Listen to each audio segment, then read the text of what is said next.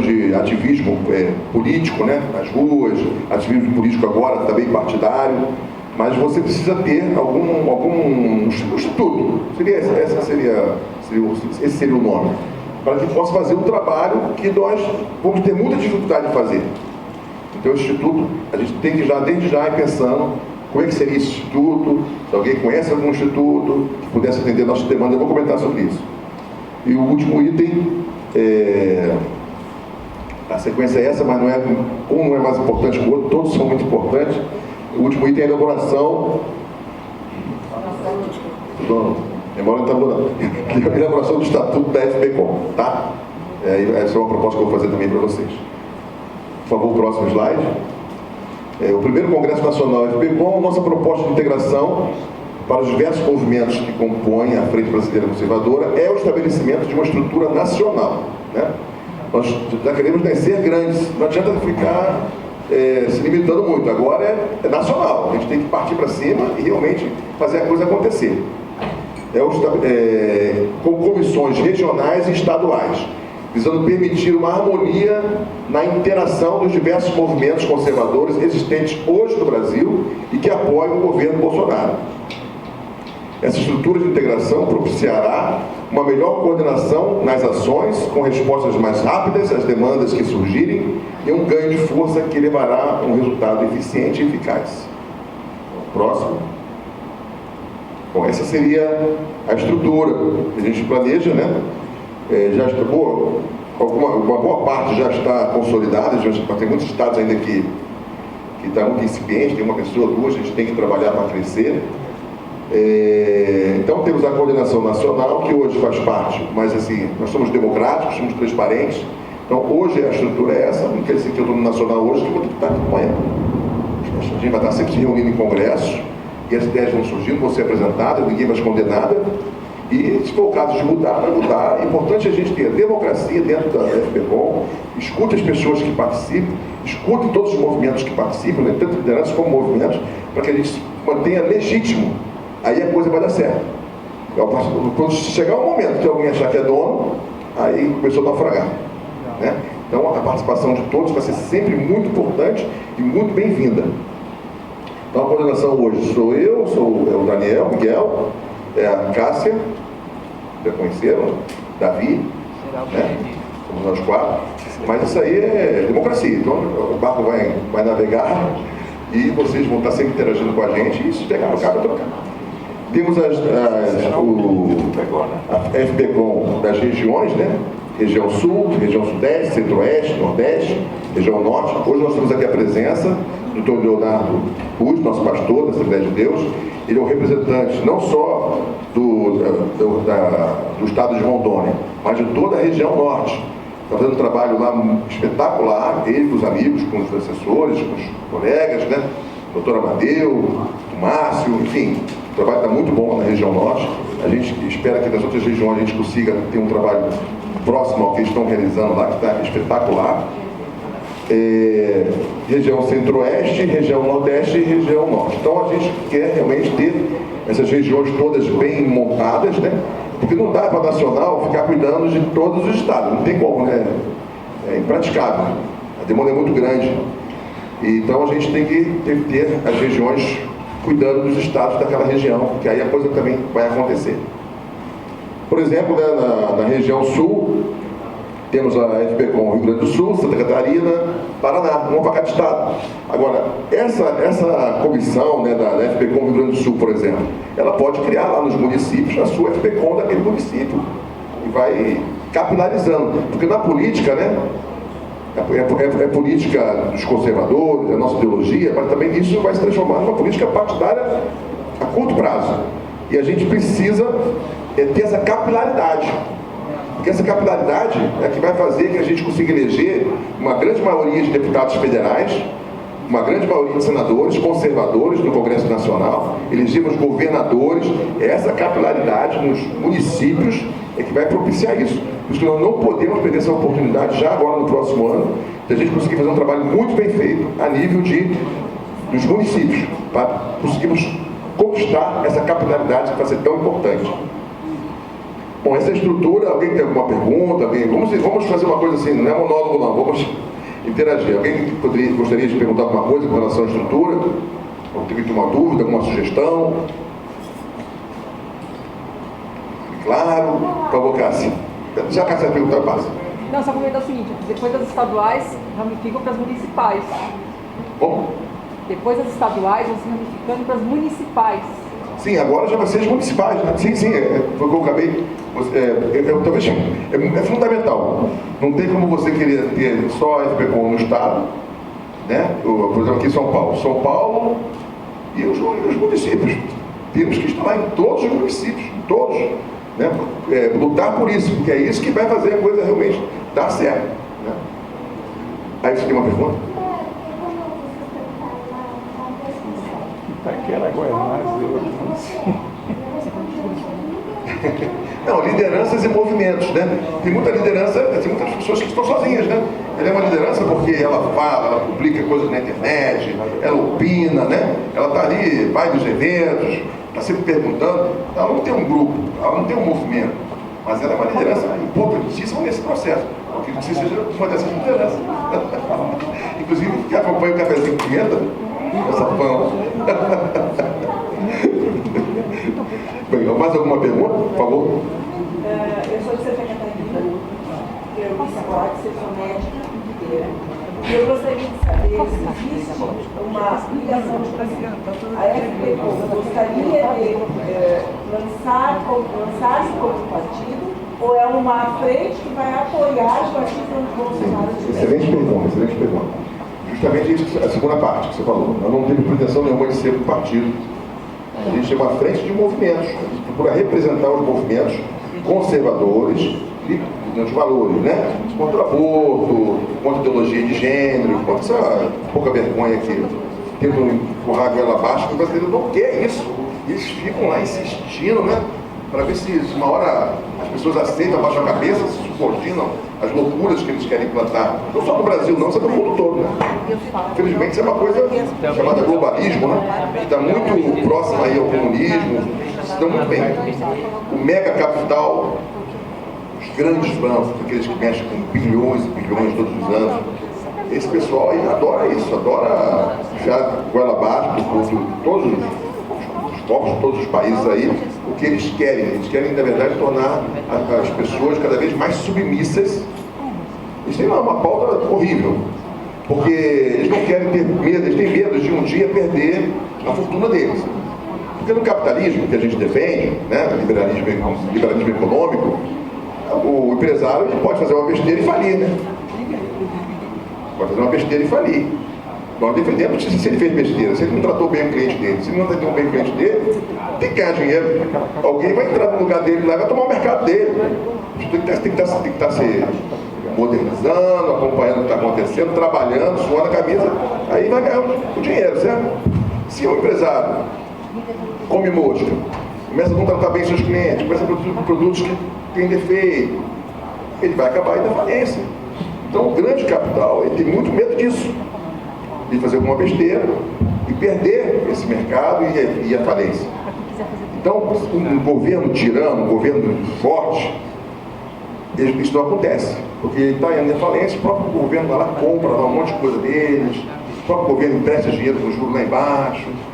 Então, o grande capital sabe que no governo comunista, no governo globalista, o risco deles perderem a fortuna deles é muito pequeno. É muito pequeno. Por isso que, você pode ver, realmente os mega empresários, eles estão alinhados com o globalismo, estão alinhados com os comunistas, porque eles não querem nunca perder as benécias da fortuna que eles têm. Né? Não querem correr riscos. E o que nós defendemos é o risco. É a liberalismo econômico. O cara tem que ir lá desenvolver produtos cada vez mais modernos, cada vez mais eficientes. Quem está aí vai estar ganhando dinheiro. Se acomodou, parou, ou o filho herdou a fortuna, não está dando a devida atenção, vai falir.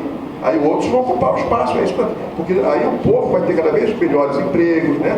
melhor renda, cada vez o país vai estar gerando mais riqueza. É isso que nós queremos. A gente não quer uma casta dominante que vai se perpetuar aí com fortunas em detrimento até do povo, né? Que é onde ele está servindo. Então a gente tem que ter esse cuidado, né? Então, enfim, eu acho que eu respondi a tua pergunta. Porque a gente não quer criar um partido, a gente quer, na verdade, apoiar o governo Bolsonaro, que é um governo que nos representa, apoiar esse partido que ele vai criar, né? Porque nós somos conservadores, liberais na economia e pró-Bolsonaro. Essas são é o tripé da FBCom, é isso. E a gente não tem aí medo de assumir esse papel de a gente falar que sim, a gente vai apoiar o governo, vai apoiar o partido dele. Só por favor, Marilena. Sou Marileira, de Brasília, sou advogada e eu tenho visto com os acontecimentos, né, últimos acontecimentos, que há muita discussão em respeito de como é que é a tal lei, a Constituição, se é constitucional, se não é constitucional. Então eu vejo que tem muito achismo e eu devo ter assim, de mestre de louco, não tem um pouco. E de advogado também, porque todo mundo quer dar a sua opinião a respeito do assunto. Então a minha sugestão, não sei se já foi pensado nisso, a minha pergunta também, se formaria uma frente jurídica, não só para defender A, B ou C, mas para estudar, para discutir, para formar até documentos que orientassem melhor. Isso que você está perguntando, não sei se é o próximo item ou se é o seguinte, que é o do Instituto, que eu mencionei aqui no início, do Instituto. Sim. Porque nós somos ativistas, né? A gente está ali fazendo nas redes sociais, estamos nas ruas, quando tem manifestação a gente vai e bota faixa na passarela, né? Sim. Chama o povo, a gente é ativista e também, nesse ativismo também tem o ativismo político, que é apoiar o governo Bolsonaro, apoiar o partido que ele quer criar e tal. Então, tentando te responder, na nossa ideia não é a gente criar um grupo dentro dos ativistas para estudar a parte jurídica. A gente pensa em ter um instituto, conseguir ter um instituto parceiro, realmente parceiro, o nosso pessoal vai lá, eles vão buscar capital para que o Instituto possa nos oferecer tudo isso que você está falando e muito mais. Eu vou citar aqui. Então a ideia seria, não nós dentro da frente termos equipes jurídico, equipe disso, daquilo, não. A gente ficaria na nossa atividade fim, nossa atividade primária, que é o ativismo político ou ativismo partidário. E a gente teria esse suporte, né? A gente demandaria esse tudo que a gente precisar. E de onde vem esse recurso? Eles mesmos vão buscar esse recurso em empresas que tem pessoas conservadoras. É lógico que o mega capital não vai dar R$1 para a nossa frente. Os bancos não vão dar R$1. Tem um mínimo interesse. Nenhum banco tem um mínimo interesse nos conservadores. Agora, tem muitos empresários riquíssimos aí, né? Que vão querer sim ajudar os conservadores se permaneçam, né, à frente da política e permaneçam aí conseguindo conquistar cargos altos, né, presidência, governo, né, dos estados. E muita gente que vai querer que isso aconteça. E esses então financiariam todo esse trabalho de estudo. Eu vou falar isso mais na frente. É um outro item. Eu acho que eu vou te responder. Até para que se fique, até a dúvida da senhora é uma dúvida que eu já tinha ouvido muito antes.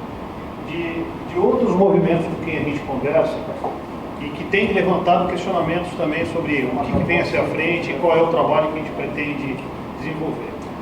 Quando comecei a tentar dar algum apoio para frente, minha situação hoje, eu sou militar da ativa, então não posso ter participação efetiva e oficial dos movimentos.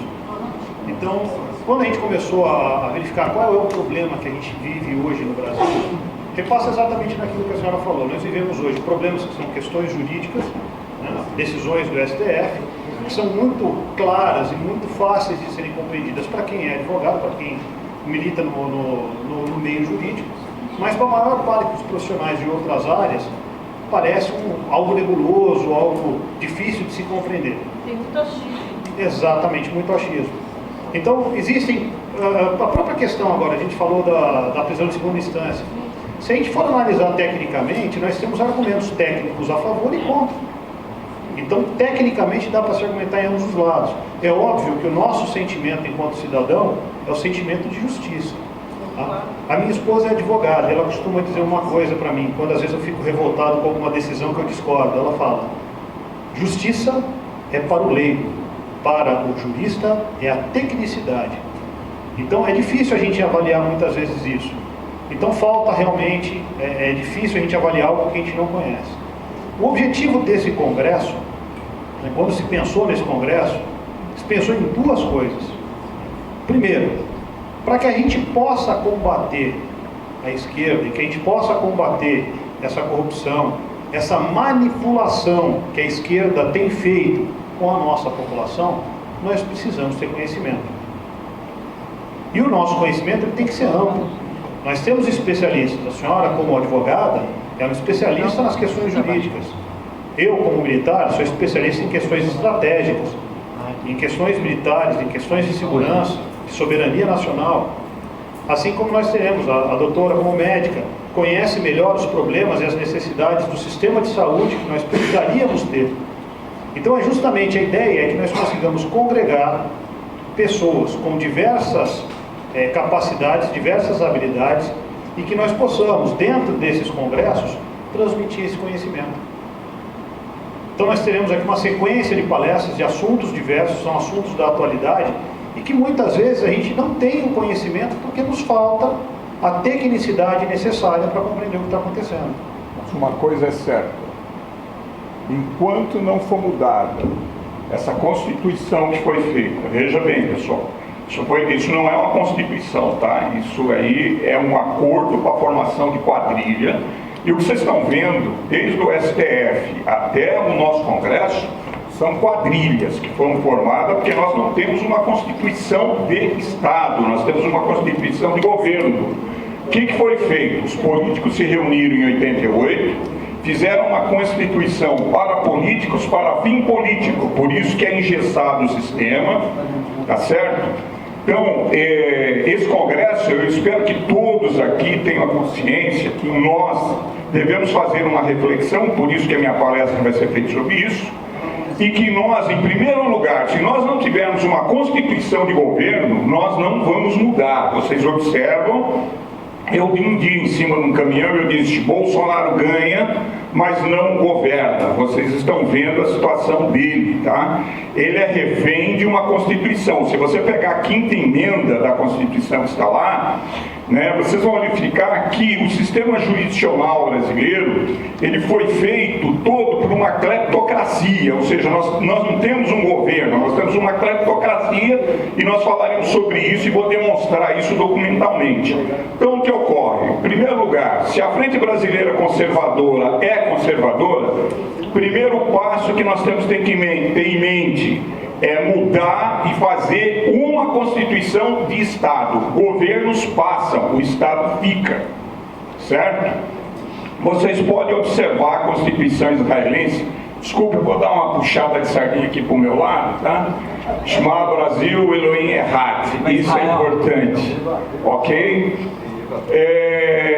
Então, gente, vocês têm que ter em mente isso. Israel tem uma Constituição que foi a primeira Constituição dada por Deus. Israel não tem homem que muda a Constituição israelense, está lá. Se vocês pegarem a primeira psicografia feita no Monte Moriá por Moshe, está lá, é a Constituição israelense, ninguém muda aquilo.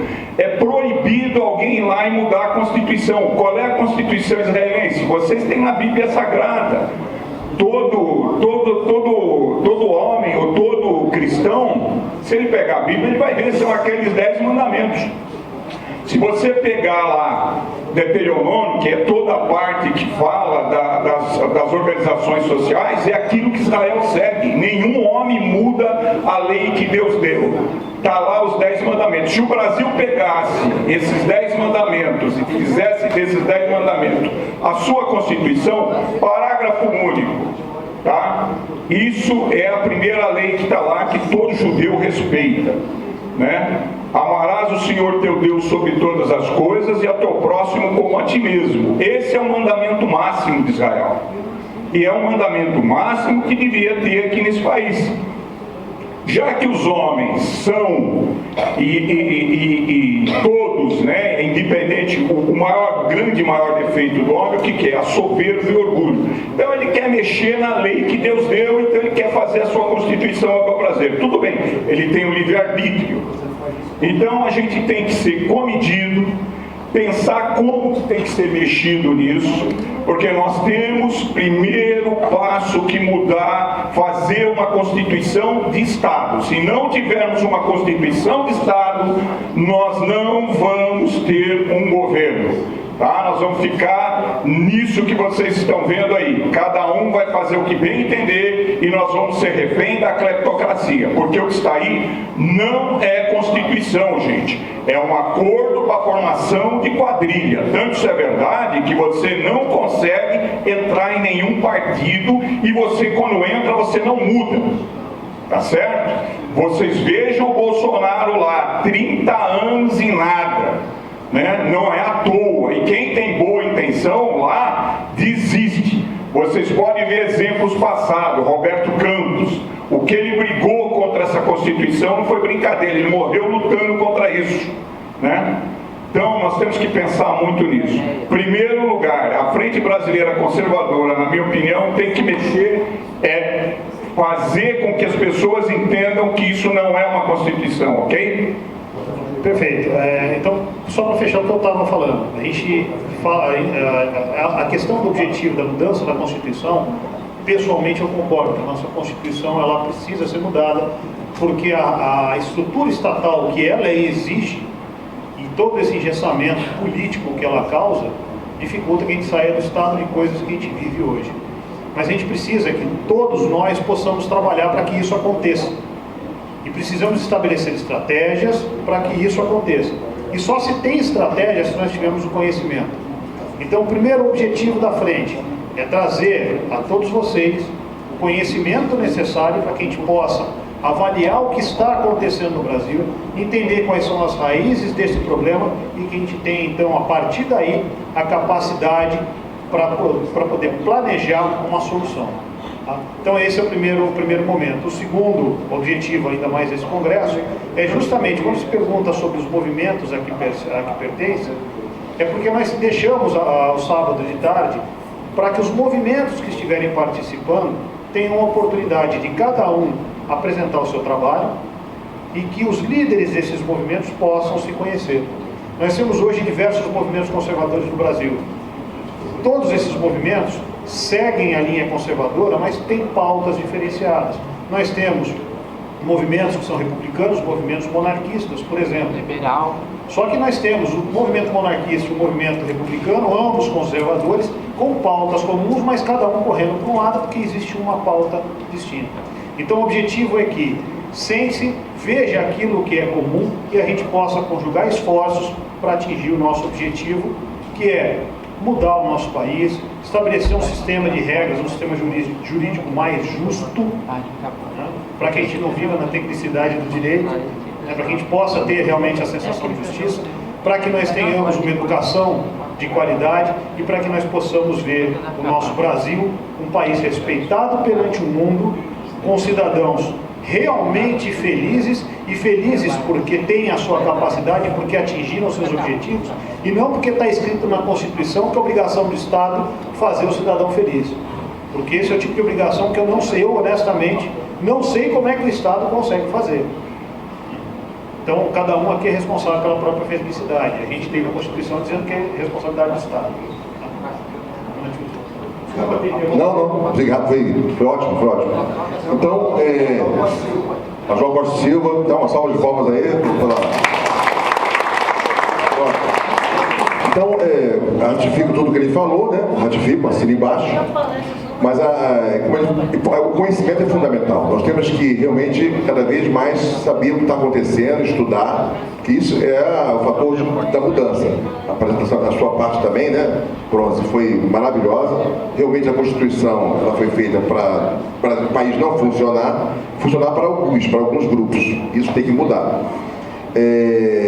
Bom, com relação ao que a Marilene comentou, apesar de nós, concordo com o Major, nós temos que adquirir conhecimento, saber dessas coisas todas, mas a gente tem que ter um instituto para analisar as coisas, trazer pronto para ele, vai pesquisar. Eu vou falar, vai ser o item da minha palestra mais para frente, aí vocês vão entender melhor.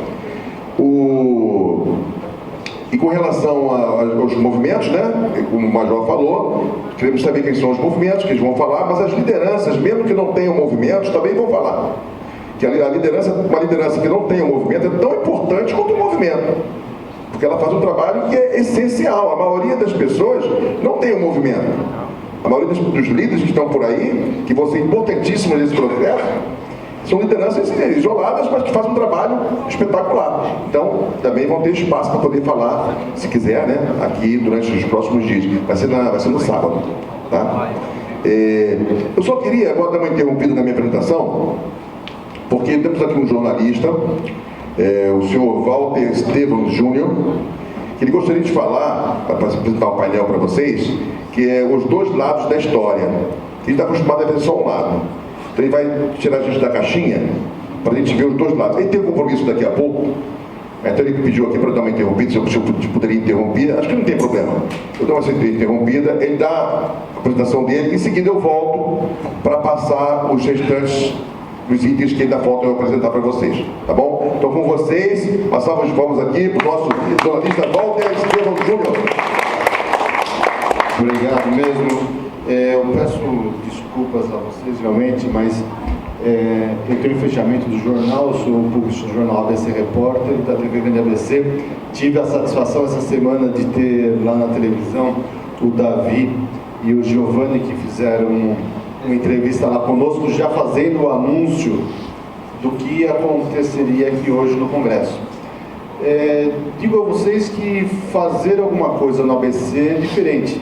Não por ter tido lá o 9 dedos, não queria falar o nome, só os 9 dedos, mas porque a região do ABC realmente é uma região que traz muitas informações, traz muita formação, e quem faz política no ABC sabe que é diferencial. Quem faz política no ABC pode fazer política em qualquer lugar do país, porque lá se estuda muito, se participa muito e tem muita encrenca por causa disso. Mas não é a questão da política que eu quero falar como jornalista. E isso é uma pedra para mim hoje como jornalista, porque nós temos esse impasse hoje, né, da Rede Globo com o nosso presidente. E queria dizer para vocês o seguinte: a Rede Globo é uma coisa e a imprensa é outra coisa. Isso é muito importante a gente pontuar. Nós precisamos da imprensa como parte desse projeto da direita, desse projeto que tem que mostrar os dois lados sempre da história. Porque se nós ficarmos totalmente contra a imprensa, nós vamos ter um peso muito grande contra esse projeto. E isso acontece desde o início do nosso Brasil. Desde quando Dom João resolveu fazer o primeiro jornal do Brasil, que se fazia aqui as matérias, mandava para Portugal, para lá ser impresso, mandado de volta aqui ao Brasil. Nesse meio campo, muitas coisas já se mudavam. Quando chegava aqui impresso, já tinha outra história, né? Já tinha sempre o lado das histórias, porque sempre tem alguém usando a mão do gato.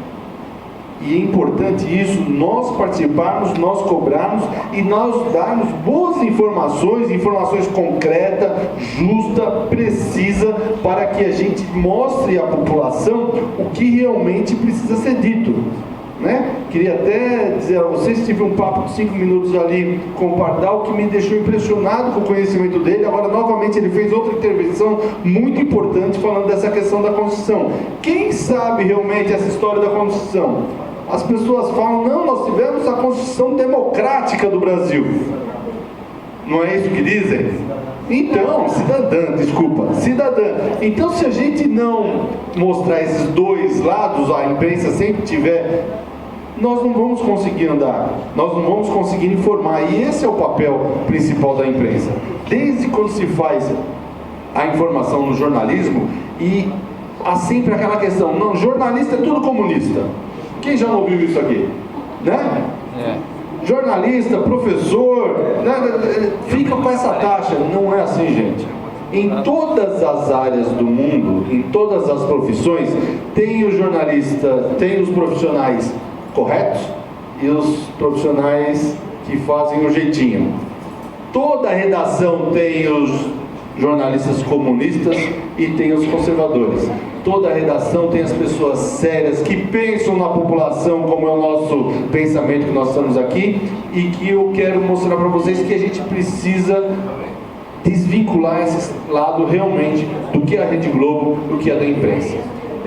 Estou sendo bem breve, porque eu tenho que estar às 9 horas em São Caetano, é um compromisso muito importante no nosso jornal e na televisão, e fica à disposição. Da mesma forma que o Davi esteve lá, comandante, espero que o senhor possa participar conosco. A televisão é importante, a gente sabe a força que tem esse veículo, e a gente pode colaborar com esse Brasil. Peço desculpas a vocês, mas eu tenho que realmente me retirar e vou ficar sempre à disposição. O pessoal tem aqui nossos contatos, mas tvgrandeabc.com é fácil de achar nas redes sociais, estamos à disposição. Boa noite a todos e boa sorte para todos. Obrigado.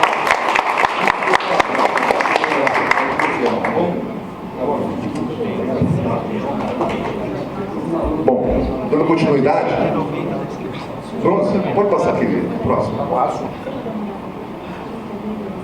Bom, Até mais ver. Ser inteligente. nossa primeira meta, após este congresso, deverá ser organizarmos grupos em todos os principais municípios do país para contribuirmos com a coleta de assinaturas, visando a criação de um novo partido conservador, o Aliança pelo Brasil.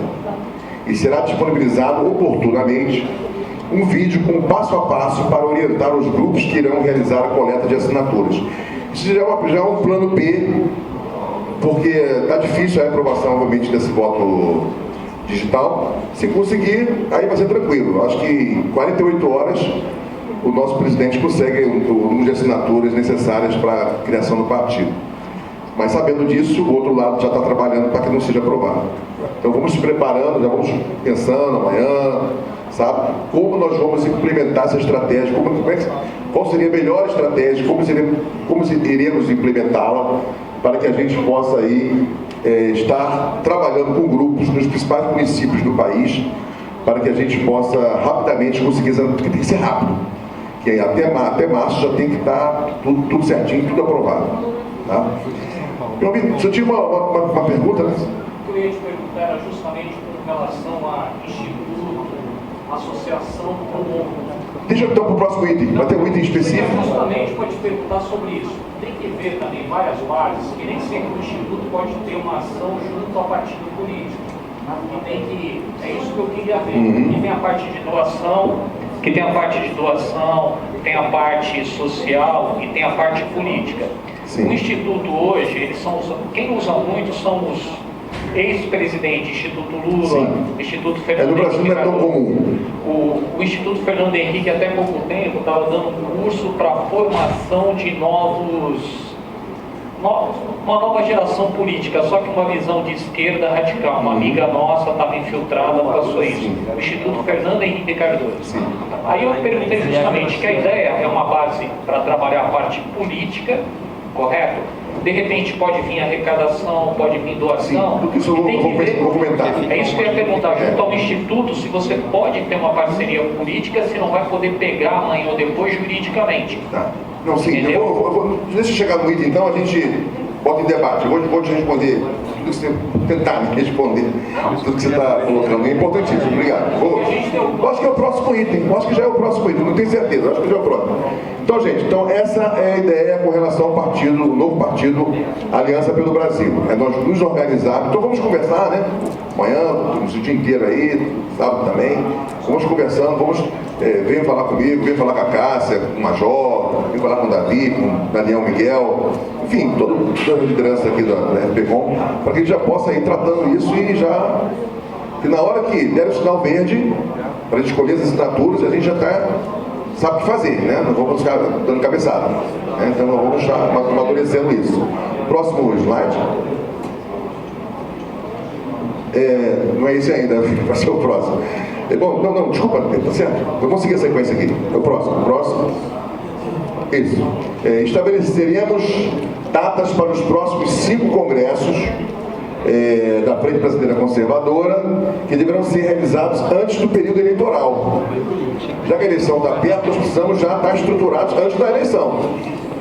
Então, para março do ano que vem, O deputado federal Sanderson, ele realmente gostou muito da ideia da frente, está nos ajudando bastante, está dando muitas ideias. Ele vai estar aqui amanhã, né, ele confirmou a presença. É amanhã, né, Cássia? Ele confirmou a presença? É amanhã? É. Amanhã vai estar aqui com a gente, com certeza. E o general Peternelli também vai estar com a gente aqui amanhã, isso eu acho que é certo, né? Compromisso. E, então ele pediu para que fosse feito no Rio Grande do Sul o nosso próximo congresso, né? Lá em Porto Alegre. Então ele pediu o mês de março. Então ele não confirmou comigo 100% ainda, mas tudo indica que o próximo será em Porto Alegre no mês de março. E aí vai ser o da região sul. Em abril, temos aqui os representantes de Rondônia, estão também bem animados com a FPCOM, é um grupo grande lá em Rondônia, talvez o maior grupo, né, que a gente está aí trabalhando. Lá em Brasília, estou fazendo agora, hoje, teve uma reunião à tarde com as bolsonarianas, tem mais de 100 bolsonarianas. A gente está convidando elas também para entrarem na FPCOM lá do DF, automaticamente na nossa FPCOM. Então as coisas estão acontecendo, porque a gente trabalha com seriedade, a gente não tem papo furado, não joga conversa fora. É aquilo que a gente quer mesmo, a gente vai ser transparente, ser objetivo para a coisa acontecer da melhor maneira possível, né? Então a coisa realmente está crescendo. Então em abril, a pedido das lideranças de Rondônia, estou acertando, hein? Não estou trocando. Eles ficam invocados quando trocam Rondônia com Roraima. Tem que ter cuidado, hein? É Rondônia. Aí eles pediram também a data de abril, tá? Aí vamos conversar também aqui durante o nosso congresso para amadurecer também essas datas aí. E no mês de maio, na região sudeste, a gente está pensando em termos de Rio de Janeiro ou Minas Gerais. Aí a gente vai também conversando e aí define se o mês está bom para vocês, se maio estaria um mês adequado, né? E se seria tão Rio, sim. E vamos bater o martelo até sábado, hein? Vamos fechar isso, não vamos deixar para depois não. E em junho, teríamos na região nordeste, a gente pensa na cidade de Natal, que lá tem uma liderança muito grande, que é a doutora Morgana, trabalhou no Ministério da Damares, é muita amiga nossa, está entusiasmada com a FPCOM. Então eu penso nela como uma liderança regional lá para o Nordeste. Espero que ela venha aí amanhã, sei, não tenho certeza, mas vamos estar em contato com ela para ver se ela assume então a coordenação regional da FPCOM no Nordeste. E aí seria em junho lá no Nordeste. E para fechar o ciclo de congresso do próximo ano, antes das eleições, em julho, na região centro-oeste, poderia ser em Brasília. Mas nós vamos conversar com o pessoal de Goiânia, que estavam bem animados também. E aí, se eles quiserem fazer em Goiânia, já que a gente fez no ano passado, no meio do ano, não era FPCOM ainda, mas fizemos um evento em Brasília no meio do ano. Então, assim, dá uma chance lá para Goiânia, que estavam bem animados, devem estar ainda. Se eles quiserem, a gente faz em Goiânia. Se eles não se interessarem, aí a gente assume lá nacional, né, eu e o Daniel, e a gente faz em Brasília no mês de julho. Tá? A gente também vai conversar isso durante esses 2 dias.